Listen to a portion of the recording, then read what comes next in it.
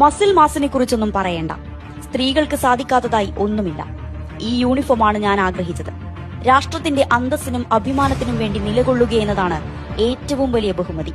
വർഷങ്ങൾക്ക് മുമ്പ് ഒരു സ്വാതന്ത്ര്യദിനത്തിൽ ദേശീയ മാധ്യമത്തിൽ വന്നിരുന്ന് അവർ ഉശിരോടെ പറഞ്ഞു.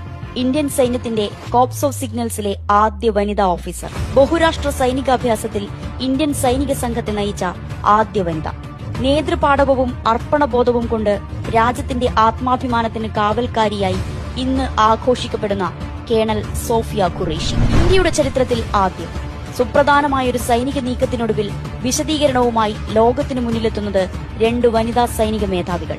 പഹൽഗാമിൽ ഇടനെഞ്ചിൽ വെടിയുണ്ട തുളച്ചു കയറി ജീവൻ പൊലിഞ്ഞ പുരുഷന്മാർക്കരികിലിരുന്ന് കണ്ണീർ വാർത്ത സ്ത്രീകൾക്ക് വേണ്ടി കണക്ക് ചോദിച്ചാണ് അവർ വരുന്നത്.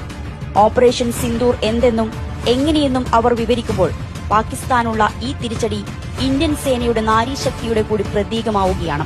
ഞാൻ പൂർണ്ണമായും സൈനിക പശ്ചാത്തലമുള്ള കുടുംബത്തിൽ നിന്നാണ് വരുന്നത്. ഞാൻ കുഞ്ഞായിരിക്കുമ്പോൾ മുതൽ ആർമി ലൈഫ് കാണുന്നുണ്ട്. ഓഫീസർ ആകണം എന്ന ആഗ്രഹം സ്വാഭാവികമായും ഉണ്ടായി. അതുമാത്രമല്ല കാരണം കേട്ടോ, എന്റെ മുത്തശ്ശിയുടെ അമ്മ റാണി ലക്ഷ്മിഭായിക്കൊപ്പം പോരാടിയ ആളായിരുന്നു.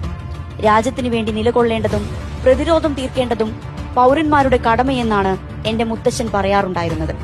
സോഫിയ ഖുറേഷി തന്റെ വഴി തനി വഴിയാണെന്ന് നേരത്തെ തന്നെ രാജ്യത്തെ ബോധ്യപ്പെടുത്തിയിട്ടുള്ളതാണ്.